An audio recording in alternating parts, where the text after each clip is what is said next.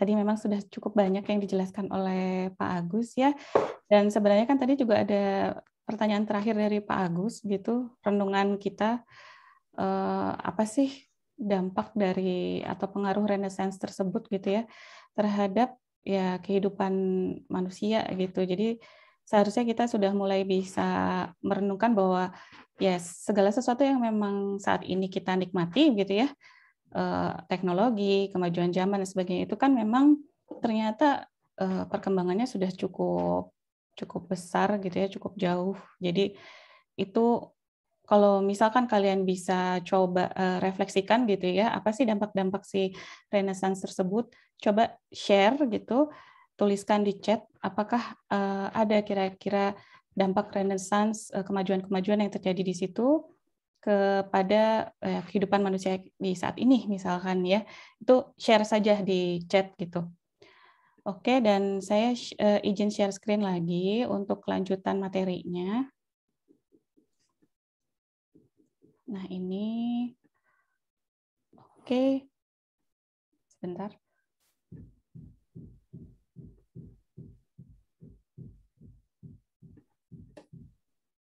Oke, jadi tadi kita sudah banyak sekali mendengar ya penjelasan yang sangat mendetail dari Pak Agus mengenai sejarah yang terjadi pada berabad-abad gitu ya, kejadian mulai dari era Gotik, kemudian secara bersamaan juga ada era Barok, Rokoko, kemudian juga mulai masuk pada abad pencerahan gitu. Lantas kemudian apa yang terjadi setelahnya gitu dan apakah kejadian-kejadian yang terjadi tadi sudah dibahas oleh Pak Agus itu menimbulkan dampak pada apa ya peristiwa yang penting gitu ya setelahnya. Nah, itu tentu saja eh, eh, berdampak ya. Salah satunya adalah kemunculan dari revolusi industri. Nah, setelah kita lihat tadi di abad pencerahan itu betapa banyak gitu ya, betapa banyak kemajuan yang terjadi, kemudian juga pemikiran-pemikiran yang sangat baru begitu dari tokoh-tokoh yang disebut Renaissance Man tadi ya, seperti Leonardo da Vinci, kemudian ada Michelangelo gitu, yang mana bahkan abad Renaissance tadi juga bisa melambangkan sebuah makna dari perubahan apa ya, ya posisi atau peran manusia gitu di situ bahwa yang tadinya memang pada abad kegelapan manusia tidak memiliki posisi yang cukup penting, kemudian di sini mulai terangkat bahwa manusia itu sudah memiliki peran-peran yang cukup baik untuk atau sangat baik untuk kemajuan eh, kemajuan ya industri, teknologi dan sebagainya gitu dengan kemunculan para tokoh-tokoh Renaissance Man tadi ya.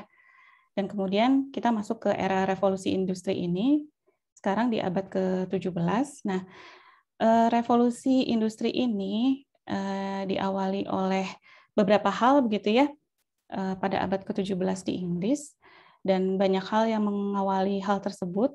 Di antaranya ada berbagai perang kecil begitu yang disebut Perang Mawar, yang mana ini merupakan kemenangan bangsawan baru dalam menjalankan pemerintahan, yang mana mereka lebih mengutamakan kemajuan ekonomi daripada kepentingan politik belaka. Jadi ada percikan-percikan kecil yang memang memicu terjadinya revolusi industri tersebut.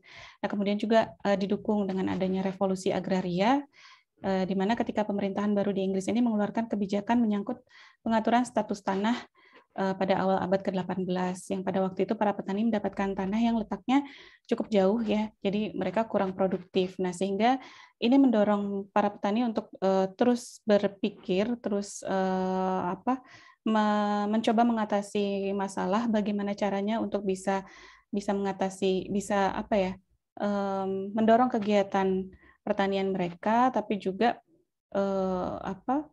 bisa juga mengirimkan misalkan hasil-hasil taninya ke daerah lain gitu, walaupun tanahnya itu letaknya jauh. Nah, kemudian juga revolusi di industri ini didorong oleh ya selain hal-hal yang sifatnya khusus ya seperti tadi dibahas revolusi agraria, kemudian juga ada perang mawar, ada hal-hal yang sangat umum seperti ada kemajuan di bidang teknologi. Misalkan, di sini banyak sekali tumbuh industri manufaktur baru di Inggris yang menghasilkan barang-barang yang terbuat dari besi.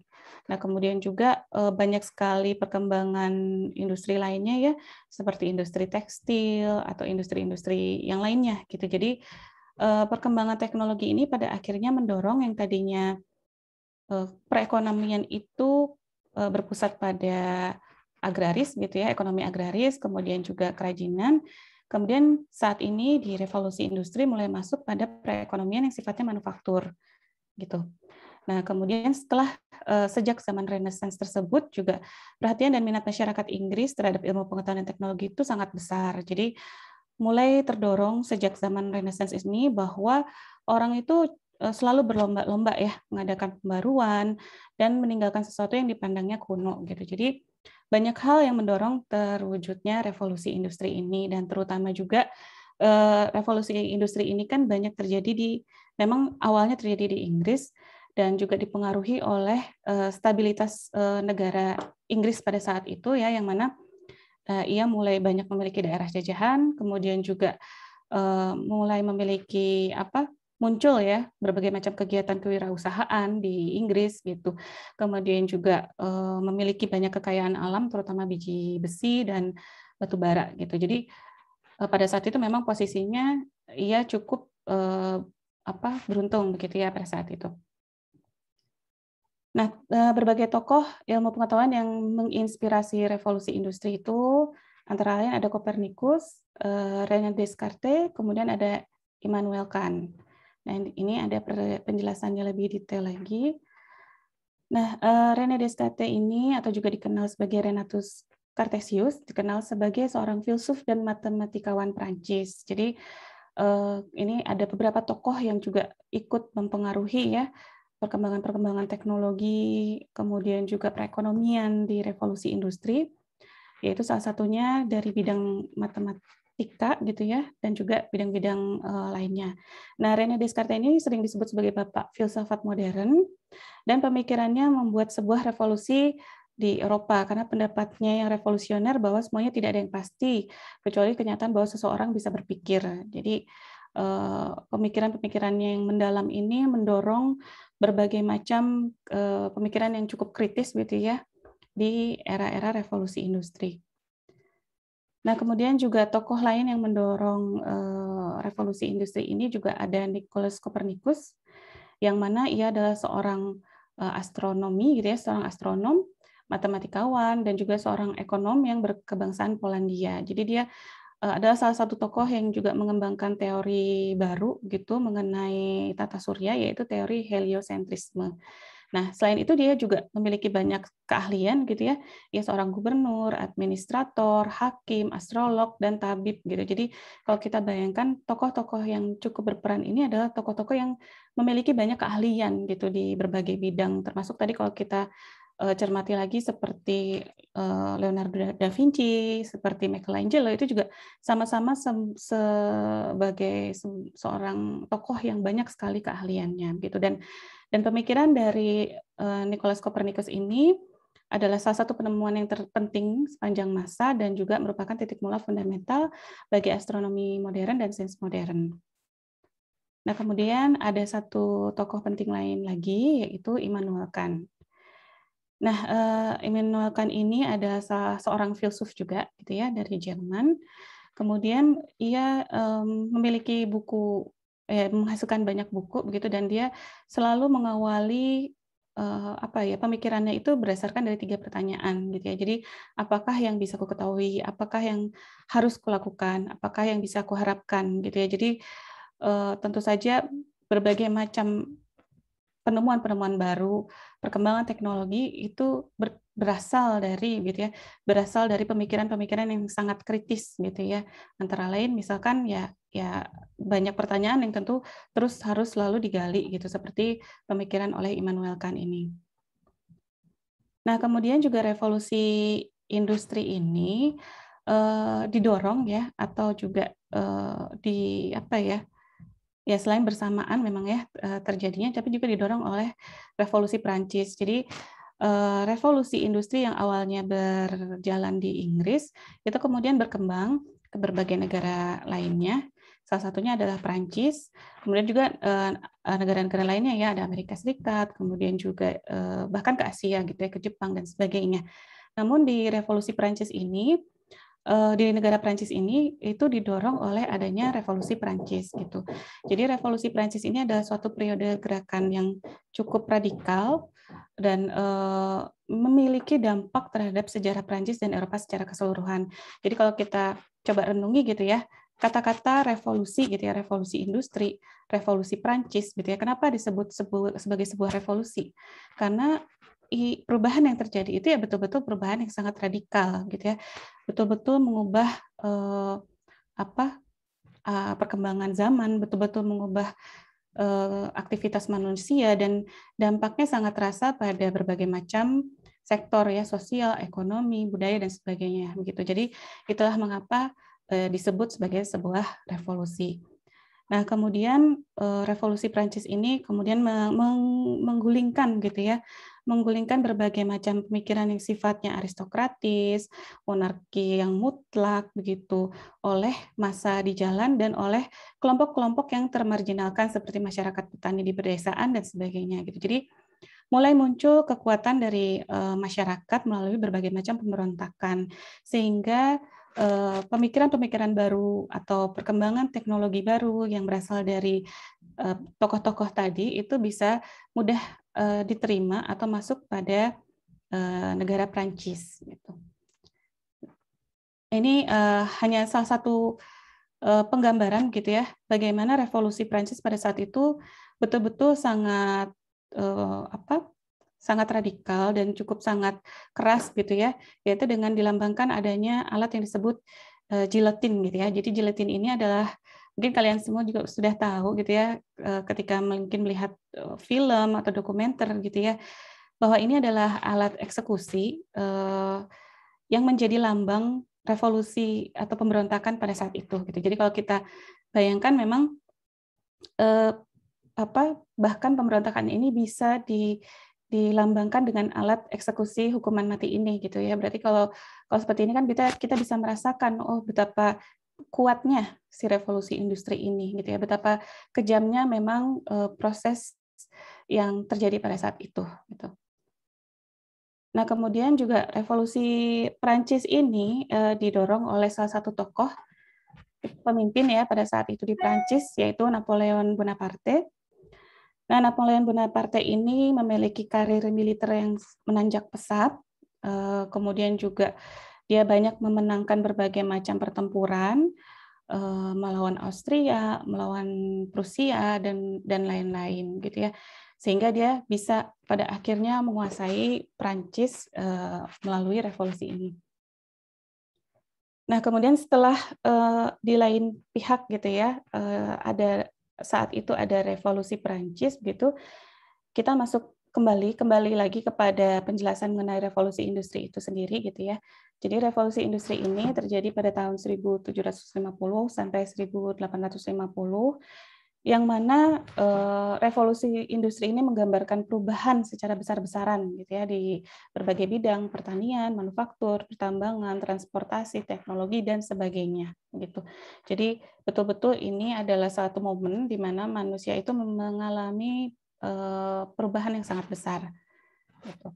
Nah, awal mula penggunaan istilah revolusi industri ini tentu saja tidak tiba-tiba begitu ya. Jadi ada berbagai macam dokumen yang ditemukan dan pada saat itu ditemukan dokumen pada satu surat yang menuliskan bahwa Perancis itu telah memasuki era industrialis gitu. Jadi muncullah berbagai macam istilah yang terkait dengan revolusi industri. Nah, seperti yang saya telah sebutkan sebelumnya gitu ya, revolusi industri ini dimulai dari Britania Raya, Inggris, kemudian Prancis, kemudian menyebar ke berbagai negara Eropa, kemudian juga Amerika Utara, Jepang, dan akhirnya ke seluruh dunia, dan itu juga dampaknya secara tidak langsung juga terjadi kepada negara kita gitu ya, Indonesia gitu. Nah, revolusi industri ini menandai terjadinya titik balik besar dalam sejarah dunia. Jadi hampir setiap aspek kehidupan sehari-hari kita itu dipengaruhi oleh revolusi industri, khususnya dalam hal peningkatan pertumbuhan penduduk, pendapatan rata-rata yang berkelanjutan, dan sebagainya. Gitu. Jadi dampaknya begitu besar sehingga rata-rata pendapatan per kapita negara-negara di dunia itu bisa meningkat lebih dari 6 kali lipat gitu ya sebelum terjadinya revolusi industri. Jadi dampaknya tidak hanya ke dampak teknologi saja tapi juga dampak ekonomi ini benar-benar sangat terasa. Nah, tokoh yang penting di era revolusi industri ini adalah salah satunya James Watt. Jadi James Watt ini adalah seperti kalian juga pasti sering mendengar begitu ya. James Watt ini adalah penemu mesin uap yang mana juga tokoh kunci revolusi industri. Kemudian mesin ini adalah salah satu mesin penting gitu ya yang menggantikan tenaga lainnya gitu ya sebelumnya. Misalkan tenaga manusia, tenaga air, tenaga dan lain-lainnya gitu ya, tenaga hewan dan lain-lain. Jadi mesin uap ini betul-betul bisa ya menjadi pengganti untuk alternatif manufaktur yang berkembang di revolusi industri gitu. Jadi betul-betul penting dan penyempurnaan ini terus dilakukan pada masa-masa revolusi industri. Nah, ini adalah contoh mesin uap pertama James Watt. Nah, kalau misalkan kita simak lagi begitu ya, bagaimana sih keadaan sebelum revolusi industri itu gitu. Kalau kita bandingkan sebelum revolusi industri ya semua itu dilakukan hampir semua gitu ya, kegiatan perdagangan atau jasa itu dilakukan dengan tangan gitu ya, dengan proses handmade begitu ya. Misalkan di sini ada orang yang membuat memotong kulit dan sebagainya itu memang dilakukan oleh tenaga manusia gitu. Jadi belum banyak masuk pada tenaga-tenaga mesin seperti tadi penggunaan mesin uap. Nah, setelah itu yang terjadi pada masa revolusi industri itu sangat berbeda. Yang awalnya memang di kegiatan industri itu terjadi karena tenaga manusia, kemudian juga ada tenaga lain ya, tenaga yang sifatnya cukup manual begitu. Nah, kemudian digantikan oleh tenaga-tenaga lain yang sifatnya manufaktur. Tuh. Nah, kemudian pada era revolusi industri ini juga memunculkan banyak sekali fenomena-fenomena yang lain. Antara lain adalah fenomena munculnya para pekerja anak di lingkungan industri gitu. Jadi ketika munculnya banyak banyaknya industri gitu ya, kemudian terbukanya lapangan pekerjaan, secara tidak langsung memang itu membutuhkan gitu ya, menyerap banyak sekali tenaga kerja gitu, sehingga bahkan sampai menyerap tenaga kerja di bawah umur seperti ini gitu. Dan ini juga didorong salah satunya karena revolusi industri ini memicu perkembangan di kota gitu ya, pertumbuhan di kota, maka terjadi perpindahan gitu ya, perpindahan penduduk dari desa ke kota gitu, sehingga mereka juga butuh untuk mencari pendapatan di kota. Nah, ini adalah salah satu contoh gitu ya, gambaran bagaimana anak-anak tersebut bekerja pada saat itu di pabrik. Nah, kemudian ini adalah salah satu gambaran juga situasi kota ketika era revolusi industri yang dipenuhi dengan berbagai macam pabrik dan kegiatannya yang cukup mengganggu lingkungan gitu ya. Misalkan di sini banyak sekali pabrik-pabrik yang mengeluarkan asap. Jadi kalau kita cermati memang dalam perubahan ini pasti terjadi dampak-dampak berikutnya begitu ya, dampak-dampak yang berlapis gitu ya. Memang ada banyak kemajuan, memang ada banyak perubahan ekonomi gitu ya, peningkatan ekonomi. Tapi kemudian ada dampak lain yang terjadi antara lain dampak sosial dan juga dampak lingkungan di sini gitu. Nah, kemudian juga pada era revolusi industri ini muncul banyak sekali teknologi yang mendorong munculnya desain-desain alat transportasi. Nah, ini gambaran pabrik wall pada saat itu. Jadi memang pada era revolusi industri ini, industri tekstil itu cukup berkembang atau sangat berkembang gitu ya. Jadi kalau kita bandingkan misalkan kalau di Inggris pada revolusi industri itu mereka sanggup untuk membuat proses produksi yang lebih massal gitu ya, yang awalnya memang sifatnya handmade satu persatu, kemudian diubah menjadi sifatnya massal. Tapi kalau di Prancis sifatnya memang lebih kepada penambahan elemen baru gitu pada tekstil. Nah, kalau di Amerika Serikat nanti karakternya beda lagi gitu. Kalau di Amerika Serikat karakternya mereka mampu membuat sistem manajerial yang baru pada sebuah industri gitu ya. Jadi karakter yang muncul pada era revolusi industri ini cukup berbeda di tiap negara. Nah, ini adalah berbagai macam gambaran kegiatan industri pada saat itu gitu ya. Bisa kita lihat bahwa banyak sekali mesin yang berkembang, banyak sekali tenaga manusia juga yang diserap di pabrik tersebut.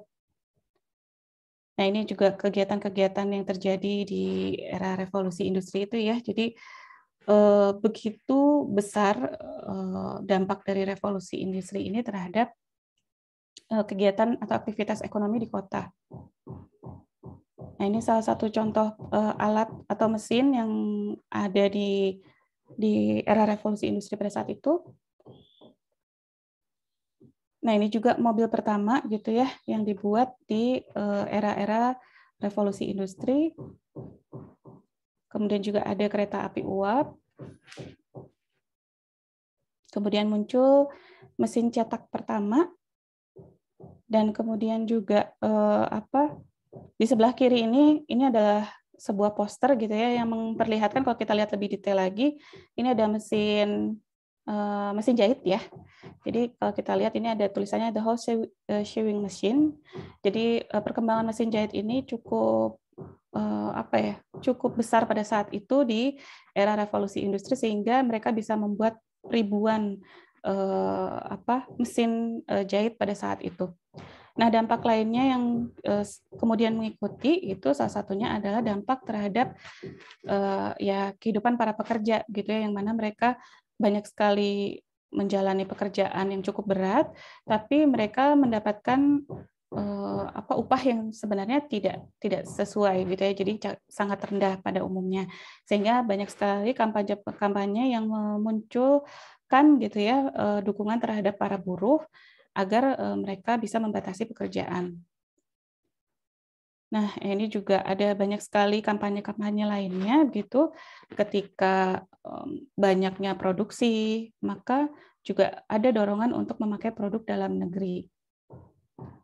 Ini adalah contoh produk-produk yang dibuat di era revolusi industri. Ada mesin ketik, kemudian juga ada jam gitu ya, dan banyak hal lainnya. Tapi ini salah satu contoh dua buah produk yang memang mewakili kemajuan teknologi pada saat itu gitu ya. Yang terutama ini mesin ketik ini betul-betul ini juga diproduksi dalam jumlah yang cukup banyak. Nah, kemudian era revolusi industri ini juga mempengaruhi gaya rumah tinggal di Inggris khususnya gitu ya, yang mana gaya-gayanya itu cukup sederhana, cukup kaku gitu dan serba mekanistis. Nah, revolusi industri di Inggris ini pada akhirnya melahirkan banyak sekali alat yang terbuat dari besi, dari metal yang dibakar oleh batu bara gitu ya. Jadi kalau misalkan kita cari itu pasti banyak sekali alat-alat yang pada saat itu mereka gunakan dan diproduksi di Inggris ya. Bahkan Inggris ini begitu sangat melindungi mesin-mesin ini sehingga melarang adanya ekspor mesin gitu ya keluar Inggris. Ini contoh-contoh ya begitu banyaknya mesin yang mereka buat. Dan ini ada satu film singkat yang menunjukkan dampak sosial dari revolusi industri. Saya putarkan dulu ya.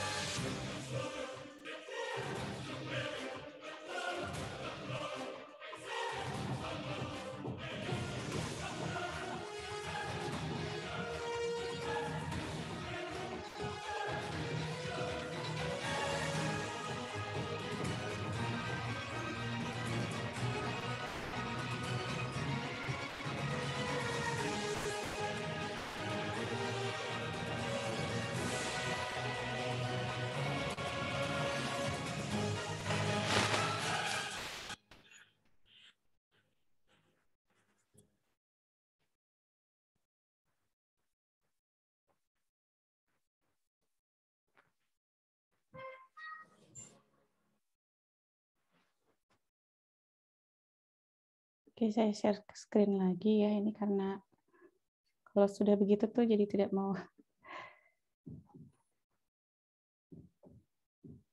Sebentar. Oke, jadi melihat sekilas gitu ya dari gambaran atau foto-foto yang terjadi di era revolusi industri dan kehidupan para masyarakatnya, para pekerja di pabrik gitu ya dan di perkotaan. Kemudian kita bisa melihat bahwa memang ada dampak-dampak sosial, kemudian ada juga reaksi yang terjadi dari masyarakat saat itu. Nah, salah satunya adalah munculnya gerakan sosial yang memprotes revolusi industri pada tahun 1848. Jadi karena memang tadi banyak sekali pekerja-pekerja yang anak yang pada akhirnya dipekerjakan gitu. Kemudian juga dampak selain itu ada dampak lingkungan, kemudian juga kesejahteraan para buruh gitu ya yang belum terjamin. Nah, itu adalah berbagai macam dampak yang pada akhirnya muncul di era revolusi industri. Nah, selain itu karena memang banyaknya tadi ya, misalkan permasalahan lingkungan gitu ya yang terjadi ketika era revolusi di industri itu banyak sekali asap-asap, maka ya secara tidak langsung itu pasti akan ada permasalahan lain gitu ya. Misalkan ada ya ancaman terhadap kesehatan, kemudian juga ada wabah penyakit, mungkin juga karena penumpukan masyarakat di perkotaan itu juga pasti terjadi permasalahan dalam hal sanitasi dan sebagainya. Nah, kemudian juga kalau kita melihat jauh gitu ya, melihat jauh sekali ke kondisi saat ini itu betul-betul sangat berbeda gitu ya. Industrial revolution ini yang menyisakan sedikit sekali hal-hal yang bisa kita lihat dalam kehidupan sehari-hari gitu. Salah satunya ya pada gaya-gaya yang seringkali disebut sebagai gaya industrial begitu ya, padahal sebenarnya itu jauh berbeda kondisinya pada kejadian yang terjadi di era tersebut. Nah, kemudian juga muncul banyak kali benda-benda yang memiliki material-material yang sangat menonjolkan era-era revolusi atau era-era industrial pada saat itu ya, seperti dari besi, kemudian juga bentuk-bentuknya sangat mekanistis gitu. Nah, kemudian bagaimana sih situasi yang terjadi gitu ya sejak munculnya revolusi industri? Tadi banyak yang sudah sebenarnya disebutkan. Jadi misalkan pekerja itu pada akhirnya ini hanya sedikit yang memiliki keahlian gitu ya, karena mereka lebih banyak fokus pada bekerja di pabrik, mengoperasikan mesin, kemudian juga anak-anak pada akhirnya ikut bekerja di industri, pada akhirnya proses pabrikasi itu mendominasi, serba mekanis dan digerakkan oleh tenaga uap. Kemudian juga peralatan dan perabotan itu banyak sekali didominasi oleh unsur metal. Kemudian juga berkembangnya industri dengan pesat gitu ya, baik itu alat transportasi, persenjataan dan banyak hal lainnya. Kemudian juga sebagian besar barang itu banyak hanya menekankan pada fungsi teknis dan para pengrajin akhirnya mulai tersisih perannya gitu ya, karena adanya kebutuhan ekonomi atau kebutuhan tuntutan gitu ya, tuntutan produksi di pabrik dan sebagainya. Nah, peralatan yang tadinya dibuat tangan itu pada akhirnya dapat diproduksi oleh mesin. Nah, ini adalah berbagai macam referensi yang bisa kalian coba cari lagi gitu mengenai revolusi industri, karena pasti banyak hal yang tadi belum sempat tersampaikan ya, baik itu mengenai mesin-mesinnya, misalkan perkembangan teknologinya, dampak sosialnya, dampak ekonominya dan sebagainya gitu. Jadi kalau misalkan kalian bisa coba cari lagi gitu ya, dibaca-baca lagi nih dari sumber-sumber yang mudah ditemukan, itu akan sangat memperkaya gitu. Oke, baik, sekian untuk penjelasan dari revolusi industri. Ini sudah banyak sekali chat ya dari teman-teman yang men-share gitu ya, share pemikiran masing-masing mengenai Renaissance dan dampaknya terhadap kehidupan manusia. Ini izin saya bacakan satu-satu, tapi mungkin nggak semua ya. Saya bacakan sedikit aja. Ini yang paling pertama ini dari Mbak Ana Rufaidah. Ini dampak Renaissance, berkembangnya ilmu filsafat, kemajuan di berbagai bidang pengetahuan, terutama seni dan kebudayaan. Nah, pada masa ini setiap orang yang beraliran humanisme mendapatkan kebebasan untuk mengembangkan kemampuannya. Ya, saya setuju sekali dengan pendapat Mbak Ane ya. Jadi memang pada masa-masa ini kemampuan atau kebebasan berpikir itu betul-betul menjadi nilai utama begitu ya. Nah, kalau boleh tanya kepada Mbak Ane nih, kenapa sih mereka mendapatkan kebebasan penuh begitu ya? Apakah ada hal-hal yang mempengaruhi gitu menurut Mbak Ane Rufaidah ini seperti apa? Coba barangkali ada pendapat, kita diskusi sedikit saja ya karena memang masih ada waktu dan materinya juga sudah habis gitu. Silakan Mbak Ane. Ya, selamat siang Bu. Ya. Ya, mungkin karena semakin ini kali ya Bu, semakin terbukanya pikiran orangnya kali ya Bu ya. Kayaknya jadi bikin orang juga mau mencari sesuatu.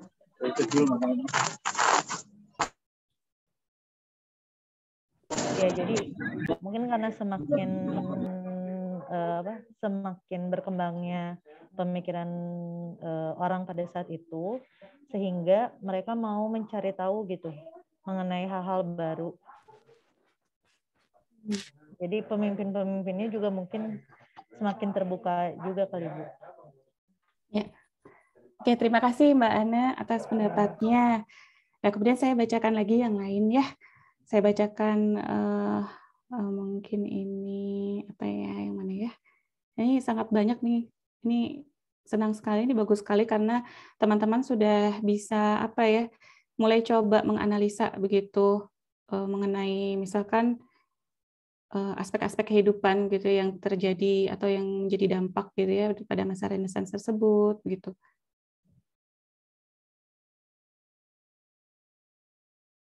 Sebentar saya pilih. Pilihnya agak sulit nih karena banyak sekali.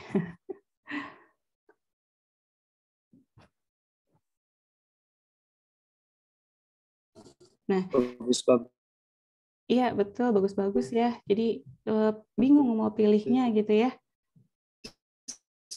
Nah ini ada, iya betul. Atau Kak Rizwan ada ide nih mau pilih yang mana?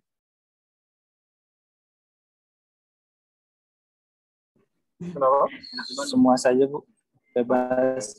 Oke, saya panggil satu orang dari Kria ya. Ilma Azida, ayo Ilma Azida hadir. Ada Ilma? Ini saya bacakan ya. Dampak positif dari zaman Renaissance adalah munculnya paham-paham baru yang dapat dijadikan dasar atas paham-paham yang berkembang pada saat ini. Menjadi salah satu contoh zaman di mana berkarya dan mendalami sebuah ilmu adalah suatu hal yang tidak ada batasnya. Pola pikir terus berkembang, intelektual, budaya, serta inovasi terus bermunculan.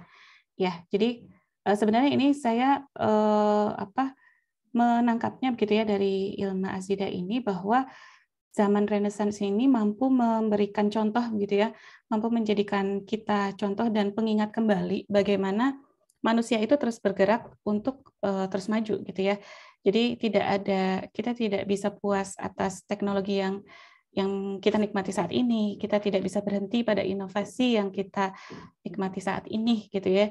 Jadi ya harus terus berpikir begitu ya, terus mendalami, terus mengembangkan pemikiran gitu ya. Ya diantaranya ya kita bisa dengan kreativitas misalkan ya, karena kita dari bidang seni rupa dan desain gitu.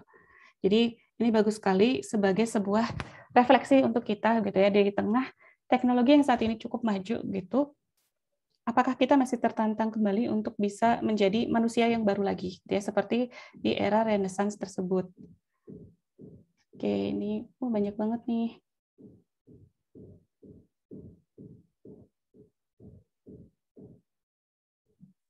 Oke, ini saya bacakan yang paling terakhir dulu, atau yang atasnya ya. era Renaissance, ini dari sisi Gabriela, era Renaissance memiliki dampak yang besar dalam berbagai bidang seperti bidang sosial, budaya, ekonomi, politik, kesenian, ilmu pengetahuan, hingga peradaban masyarakat Eropa itu sendiri. Akan tetapi menurut saya yang paling menarik adalah zaman Renaissance merupakan era di mana manusia mulai memiliki pemikiran bahwa sebagai penguasa alam, manusia bebas dalam menentukan pilihan sehingga mendorong hadirnya tindakan yang didasarkan pada kecerdasan dan kemampuan manusia dalam segala bidang. Nah, kesadaran ini yang akhirnya menghasilkan masyarakat yang sangat progresif sehingga banyak eksplorasi dan penjelajahan gitu. Jadi memang peran atau posisi manusia di era Renaissance ini cukup besar gitu ya. Tapi mungkin kalau kita mengangkat ini sebagai pemikiran bahwa manusia sebagai penguasa alam itu nanti akan banyak kontradiktif gitu ya, pemikiran-pemikiran kontradiktif terutama dari kalangan antropologis gitu ya nanti ya, karena sifatnya manusia itu harus seimbang gitu ya. Nah ini nanti menariknya ketika memang kita sudah mengemukakan pendapat, pasti akan ada pemikiran-pemikiran yang lain gitu, atau mungkin nanti ada juga para tokoh yang membantah gitu ya, membantah posisi manusia di era Renaissance tersebut gitu ya. Jadi sangat menarik kalau kita bisa mengulik lagi pemikiran-pemikiran kritis dari ya entah itu dari dampak positifnya, tapi juga dari dampak negatifnya misalkan ya, gitu. Nah ini terima kasih atas share-nya di chat ya, ini bagus banget. Jadi senang sekali karena di sini semua bisa saling share pemikiran masing-masing gitu ya melalui chat, walaupun tidak secara langsung gitu. Tapi dari materi-materi yang tadi sudah disampaikan gitu ya oleh Pak Agus dan juga tadi barusan gitu mengenai revolusi industri, saya rasa masih banyak pertanyaan-pertanyaan lain yang bisa menjadi renungan kita gitu ya. Misalkan dari berbagai macam gaya-gaya yang tadi juga sudah muncul gitu ya.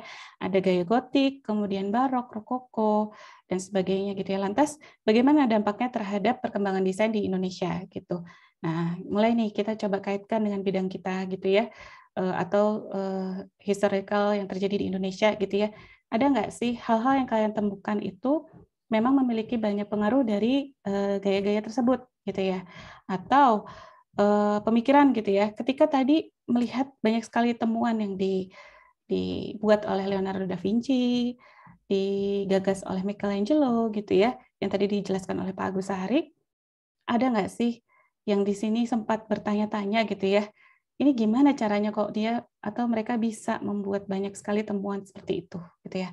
Gimana sih caranya Leonardo da Vinci ini bisa menggagas banyak hal gitu ya, banyak hal yang sangat luar biasa begitu.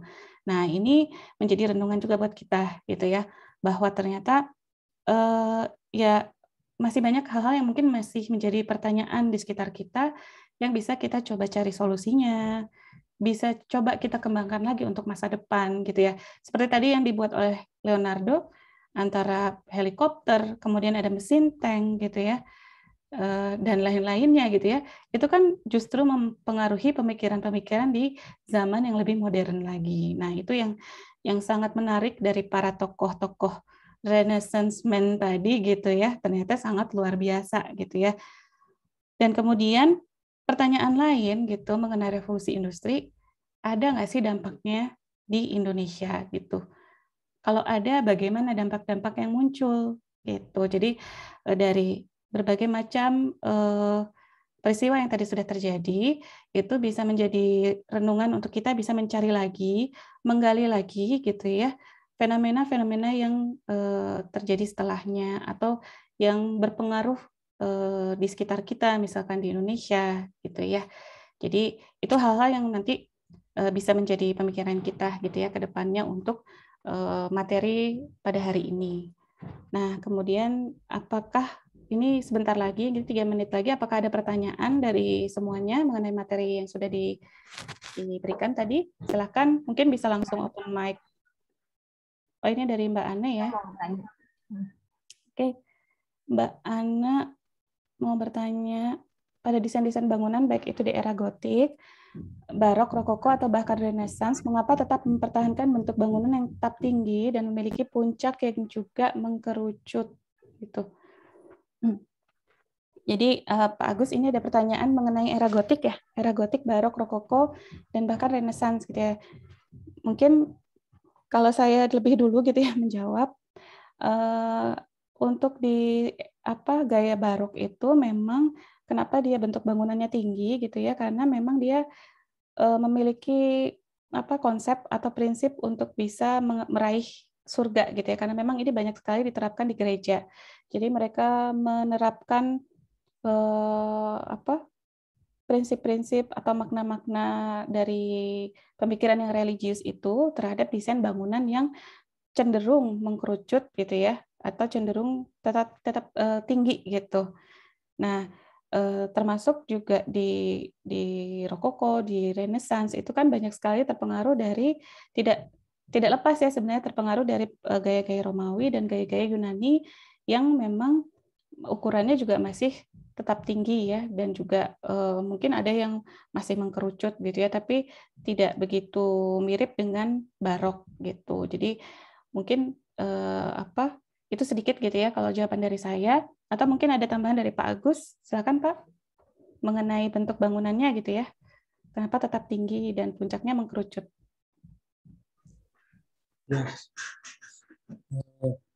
Jadi keunikan pola berpikir orang Eropa itu melahirkan bangunan-bangunan yang monumental, mengerucut tinggi ya, dan itu tadi representasi dari pemujaan kepada Tuhan, dan itu sudah menjadi istilahnya sudah menjadi tradisi berabad-abad ya. Dan saya sendiri suatu saat heran kenapa bangunan peninggalan Belanda di Indonesia itu juga tinggi-tinggi. Plafonnya itu 6 meter. Apakah ada hubungannya dengan ini? Kayaknya enggak. Itu adalah ilmu pengetahuan ternyata. Bangunan tinggi dibuat itu karena untuk daerah-daerah tertentu yang iklimnya panas itu untuk menyejukkan penghuninya. Ya, karena pada zaman itu belum ditemukan AC, belum ditemukan ini ya, sehingga salah satu solusinya itu bangunan dibuat tinggi-tinggi. Ya. Demikian pula untuk bangunan umum yang di dalamnya ada 300 orang, 400 orang, kalau pendek panas, sehingga salah satu solusi itu dibikin bangunan-bangunan tinggi dengan penghawaan atau sirkulasi udara yang lebih terbuka. Agar apa? Agar yang di bawah gereja atau yang ada di dalam bangunan itu tidak terlampau panas. Itu hanya salah satu dugaan saya aja ya, kenapa bangunan-bangunan zaman itu tinggi-tinggi. Yang kedua, kalau bangunan di Indonesia ini yang sekarang ini lebih banyak pendek. Karena apa? Selain mengejar harga murah, juga sekarang sudah ada namanya AC. Jadi tidak perlu tinggi gitu ya. Karena sudah diselesaikan persoalan sirkulasi udara ini oleh AC. Itu hanya perkiraan saya loh. Kira mungkin itu jawaban dari saya sementara ini. Ya, baik. Terima kasih Pak Agus.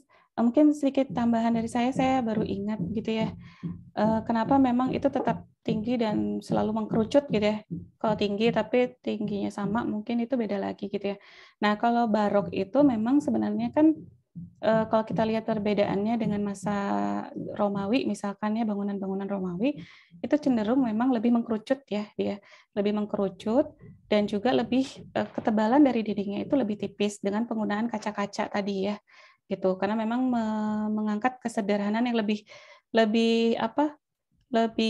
terbuka gitu ya, dan tidak kaku gitu dibandingkan Romawi gitu. Tapi di masa itu memang pertimbangannya adalah ketika mereka ingin membuat sesuatu yang lebih tinggi, itu ada tantangan mengenai berat gitu ya, beban material atau beban ya bangunannya gitu ya, sehingga itu juga menjadi pertimbangan pada akhirnya itu membuat mereka membuat sesuatu yang lebih mengkerucut lagi gitu untuk meringankan beban-beban yang ada di bagian atas yang lebih naik lagi gitu ya, karena memang pada saat itu terutama di era barok mereka tuh betul-betul berlomba-lomba gitu ya, sebenarnya berlomba-lomba membuat bangunan yang lebih tinggi lagi terutama untuk bangunan-bangunan peribadatan gitu ya, seperti gereja tadi gitu. Jadi pasti ada pertimbangan lainnya selain dari konsep religiusnya, tapi mungkin ada pertimbangan mekanisnya juga gitu ya, terkait dengan metode membangunnya gitu. Dan itu perlu diulik kembali gitu, Mbak Anda. Seperti itu mungkin, mudah-mudahan cukup menjawab ya. Terima kasih Bapak Ibu. Baik, ada lagi yang mau bertanya? Ini satu lagi ya. Oh ya, silakan. Ini siapa? Silakan langsung saja. Ya, saya Rumaisya dari S2 Matrikulasi 2742/1907. Ingin bertanya tentang ini Bu, apa namanya? Kan tadi kan terdapat perbedaan ya, banyak perbedaan di antara era Gotik, kemudian era Rokoko sampai era Renaissance itu. Pengurangan ornamen seperti itu Bu, pengurangan dan perbedaan-perbedaannya semakin sederhana. Kenapa bisa seperti itu gitu Bu? Apa karena mereka menganggap semakin sederhana semakin modern atau bagaimana gitu Bu? Terima kasih. Ya, mungkin ini bisa dijawab oleh Pak Agus ya. Silakan Pak Agus. Kenapa itu bisa mendorong mereka begitu ya, menjadi lebih sederhana bentuknya begitu? Ya, begini, setiap zaman, setiap era itu di samping bangunan juga ada kebudayaan dan pola berpikir, pola berpikir yang mengalami perubahan, pergeseran tergantung dari kebutuhan zaman itu. Mungkin di era itu bangunan itu ornamennya hanya terlihat pengurangannya sedikit, tapi begitu dia loncat ke revolusi industri, ya ke era modern, itu muncul namanya gerakan anti bangunan. Siapa yang melakukan ornamen itu kriminal, dianggapnya adalah orang yang melakukan kejahatan. Coba di era modern itu ada gerakan semacam itu. Nah, itu karena ada filsuf atau pemikir yang menyatakan bahwa namanya ornamen itu haram. Nah, di era Barok, di era Rokoko, itu juga ada pemikir-pemikir. Kamu coba berpikir, jangan hanya berpikir darat. Kita dikelilingi oleh laut. Coba berpikir laut. Ornamen-ornamen itu ambil dari laut. Gitu ya, istilahnya agar tidak jenuh masyarakat itu. Jadi suatu saat akhirnya orang beramai-ramai membuat replika atau membuat ornamen-ornamen bernuansa kelautan. Suatu saat orang juga jenuh dengan laut. Dia mencari ornamen-ornamen yang sifatnya lebih lebih sederhana.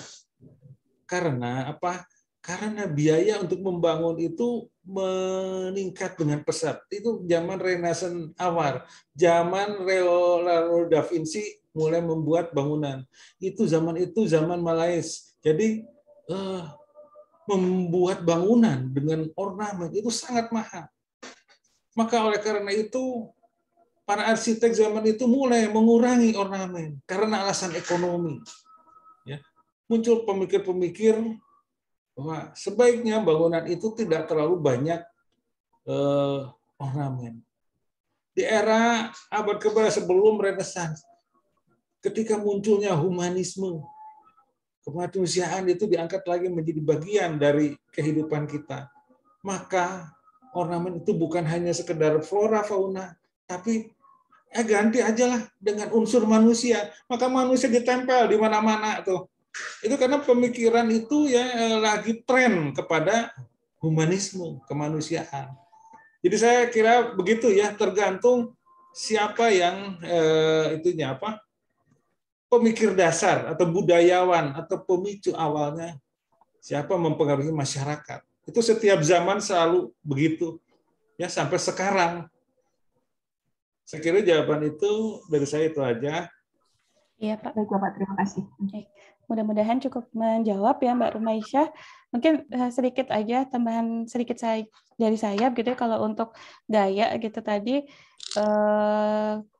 kalau gotik misalkan ya tadi kita bisa lihat gitu di era gotik itu kan memang desain-desain arsitektur yang di gereja itu kan selain ada bentuk yang melengkung gitu ya, itu kan juga ada ukiran-ukiran makhluk-makhluk mistis gitu ya, atau juga atau makhluk-makhluk lainnya gitu ya. Itu juga banyak dipengaruhi oleh kejadian-kejadian yang terjadi pada saat itu gitu ya. Misalkan ada wabah gitu, memang itu banyak terjadi di tahun-tahun 1400-an gitu ya.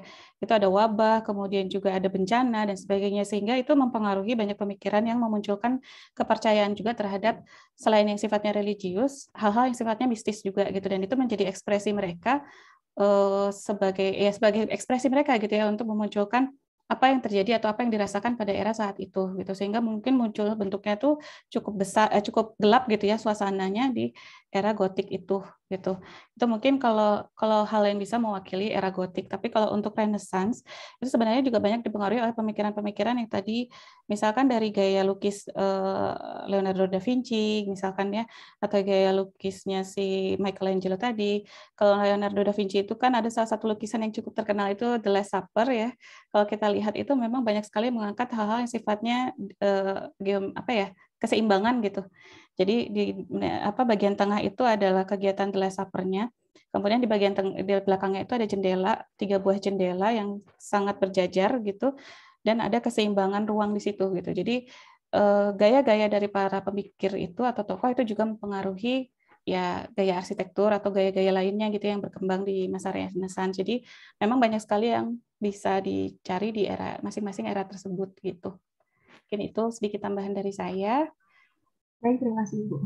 Baik, apakah ada tambahan lainnya, Kak Rizvan? Ya, dari saya sedikit ya. Oh ya, boleh Pak Agus. Ya, bukan tambahan, saya bertanya, generasi baru sekarang melihat namanya zaman gotik itu berkaitan dengan dunia apa coba? Dangdut, Pak. Apa, Pak? Ada. Orang Indonesia larinya ke sana, tapi orang barat tuh ke dunia setan, dunia mistik. Memuja setan, memuja iblis, memuja kayak begitu. Yang era-era sekarang coba lihat, itu mengatasnamakan dari kebudayaan gotik. Kenapa bisa begitu? Apa mungkin karena desain gotik banyak warna hitam atau putih gitu, Pak? Coba Anda renungkan, siapa tahu ada di Google atau di buku atau referensi lain yang bisa memberikan jawaban. Kenapa bisa persepsi bisa mengalami perubahan besar gitu ya. Yang tadinya keagamaan tiba-tiba kok jadi memuja setan. Saya tidak mengerti. Itu barangkali itu PR untuk minggu depan. Ya Pak, baik. Ya. Mungkin itu bisa jadi renungan ya untuk minggu ini supaya nanti kita diskusikan lagi di minggu depan ya. Oke, baik. Mungkin karena waktunya sudah 15.11, kita tutup dulu begitu Pak untuk hari ini. Ya. Baik, kalau begitu kita tutup dulu pertemuan hari ini. Terima kasih atas diskusinya dan sharingnya ya di chat, kemudian tadi yang juga sudah bertanya. Sampai bertemu lagi di minggu depan ya. Wassalamualaikum warahmatullahi wabarakatuh. Waalaikumsalam. Terima kasih, Bu. Terima kasih banyak, Ibu. Terima kasih, Pak. Bu. Terima kasih banyak, Pak.